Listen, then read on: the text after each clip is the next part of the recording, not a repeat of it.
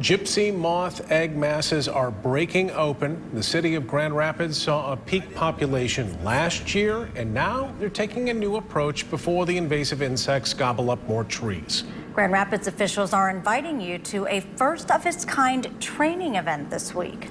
24-hour News 8's Marvis Herring has a look ahead at how you can help and the major impact these things have on the trees. Marvis.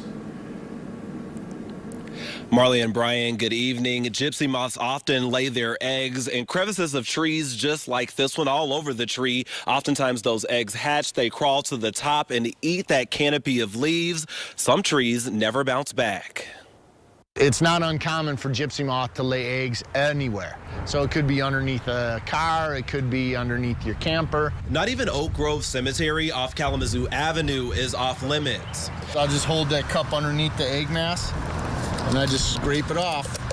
This is one of the easy ways to help that the superintendent of Grand Rapids Parks will teach volunteers tomorrow afternoon. This is clearly one of those hot spots for gypsy moths at the cemetery. There's some on these headstones, and even up above, there are more eggs on the branches. If you step over this way, you can see more eggs on the tree, and even some right here have hatched already. They emerged into moths that lay egg masses. Daria Gostula isn't on the city's payroll. She's one of the volunteer neighborhood foresters with Friends of Grand Rapids Parks. I like to get it as close up to the tree as possible. We saw much more green foliage on College Avenue near Cherry Street, but traces of trouble couldn't escape Daria's trained eye. Now I'm seeing it's actually totally an egg mass hiding under a spider sack.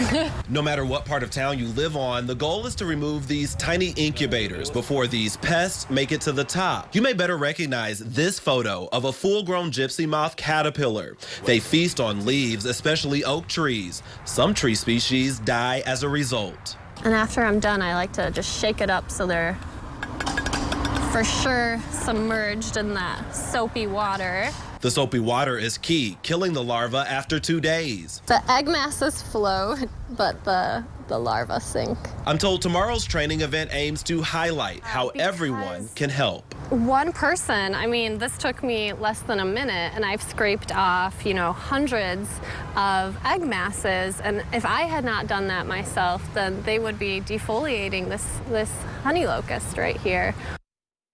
And tomorrow's training event is at 2:30. It's over at Oak Grove Cemetery, and we have information on the best way to get there right now on WoodTV.com. Now, if you can't make it to that training event, but you still want to do some scraping maybe around your yard, I'm told you should wear some gloves as well as some safety eyewear, because those egg masses, sometimes they float in the wind. We don't want those getting in your eyes, as well as some people have allergic reactions if they do touch the larva when they're on the tree. We're live in Grand Rapids. Marvis Herring, 24-hour News 8.